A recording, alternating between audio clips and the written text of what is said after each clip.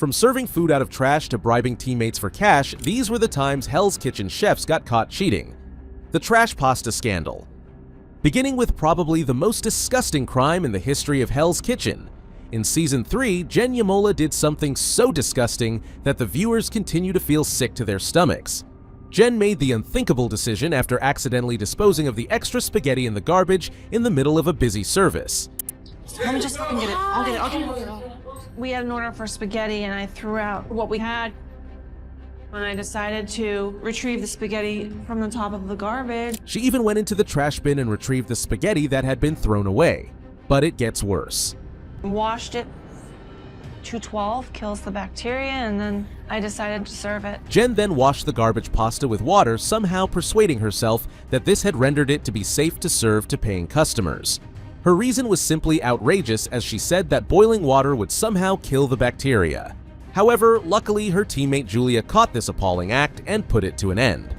The garbage on the top. No. No way. Who in the world picks food out of the trash? You can't just do anything in the heat of the moment. Julia would not allow the poisoned pasta to get out of the kitchen and instead insisted on a new one to be prepared. When Jen was attempting to defend her position, Julia was thinking quickly, which avoided what would have been a disastrous food poisoning case. And when the truth at last came, the reaction of Gordon was precisely what you would have supposed. Jen, why should you stay? I love my job and taking charge of situations. You're taking pasta out of the bin as well. But that would not be the last time someone's poor judgment put the competition in danger. The illegal thermometer trap. Fast forward to a much later season where the chefs faced the tough pressure of a cooking challenge. While others had to rely on instinct to know when meat was done, Matthew Francis Johnson thought he'd found a shortcut. Smuggling in his own digital thermometer, he tried to tilt the odds in his favor. But in Hell's Kitchen, shortcuts never stay hidden for long, and his cheating backfired spectacularly. Matthew makes a desperate attempt to get his chicken temperature right. It's only at 118. It's back in. It's only at 118. Matthew pulls out a digital thermometer. Where the hell did we get digital thermometers? A little digital thermometer of his own, utterly unlawful in Hell Kitchen. Other chefs had to feel and determine when the food was cooked, but Matthew was playing the cheat card. Away now to lamb. However, following another catastrophic service, Gordon made his routine equipment check, and that is when Matthew was caught with his cheating. After you left the kitchen, I found this. Meat thermometer. Gordon was standing with the illegal thermometer as evidence in a courtroom, and he was disappointed. The infraction was obvious, and Matthew was doomed because Gordon made it quite clear that cheating does not keep one alive. Worst of all, your attitude sucks. Therefore, I'm not listening to Give me your jacket. His effort to win an unfair advantage cost him his place at the competition, and proving the fact that shortcuts never bring success in the kitchen of Gordon. But Matthew was not the only one to crack under pressure. The risotto rice robbery. Later in Season 14, the chefs were under pressure in a risotto challenge, a dish Ramsay demands to be perfect every time. Adam Lava quickly fell behind, his rice nowhere near ready, and the clock was ticking. In a moment of panic, he made a desperate decision. Because the rice ain't even done. No? No, I don't think we're gonna make it. This risotto is just not getting done. I thought I left myself enough time. 3 minutes to go, chef. Rather than proceeding with his own meal, Adam covertly stole cooked basmati rice off the station of his colleague Millie in order that nobody would detect his actions. I got that. Yeah. Last 2 minutes. Yes, chef. Allison, how are you looking? I'm in a... In Hell's Kitchen, though, every minute detail counts, and the guest judges possess trained eyes. As the dishes were brought on, they at once attracted their attention. With a bell pepper rice. How did you guys both wind up with rice on the dish? Did you guys share on that one, or? Did you take some of Millie's rice? I'm sorry? I'm gonna cut the Did you take Millie's rice? Yes, sir. Both dishes had the same garnishes, and this gave cause to alarm. The stress of directly asking Gordon whether he used some ingredients of another chef station was too overwhelming for Adam to handle. This was your dish. Absolutely, sir. So no shared ingredients. You got it, chef. Not good.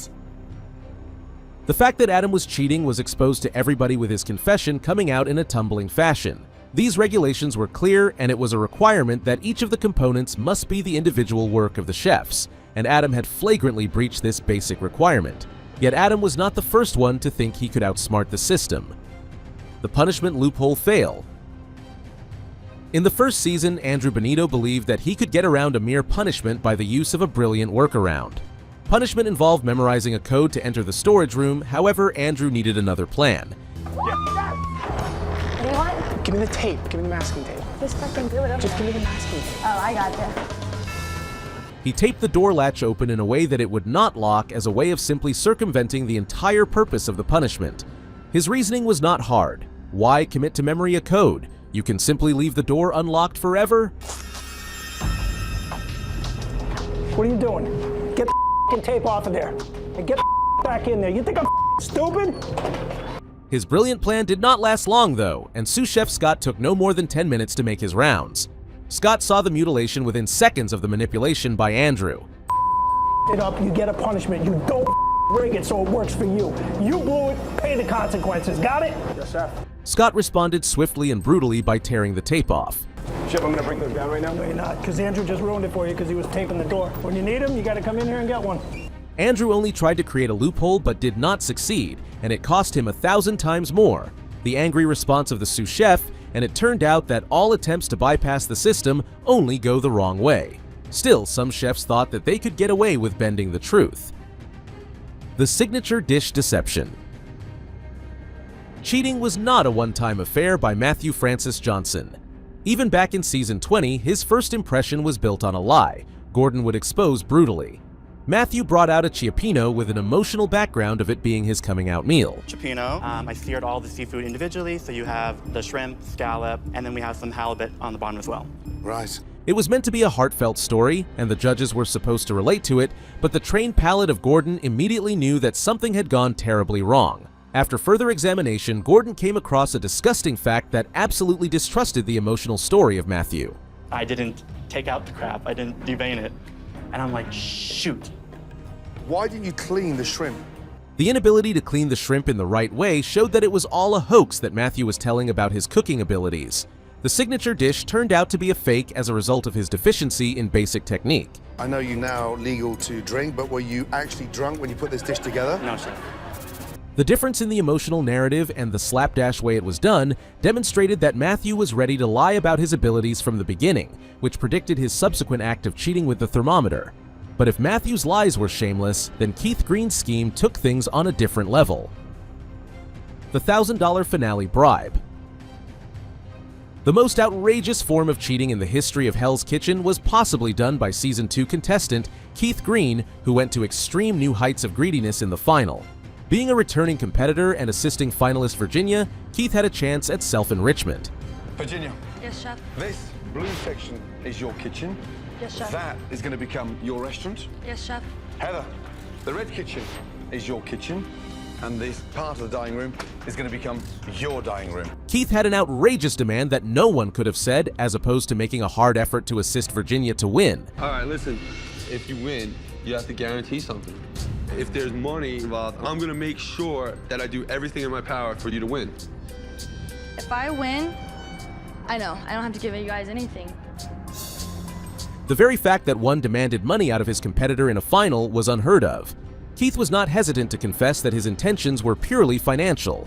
I just feel like bribes don't make people work harder. It's going to make me work harder. I'll give you money, even though I don't really believe in that. I'll give you each $1,000. The whole negotiation was filmed and the world was able to see the mercenary attitude of Keith.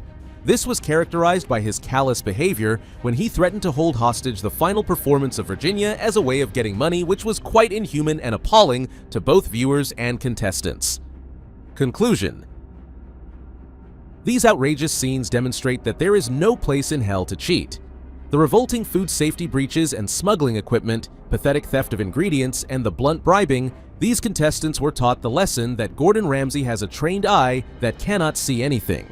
Whether they were attempting to cut corners when they were being served, attempting to bend the rules when faced with a challenge, or trying to lie down with false tales in order to deceive the judges, every single attempt they made to cheat was always revealed and reprimanded. The moral of the story is clear-cut. In the kitchen of Gordon, honesty and talent are the only means of achieving success, and those who attempt to cut corners in an attempt to reach the top will always have the door leading them out.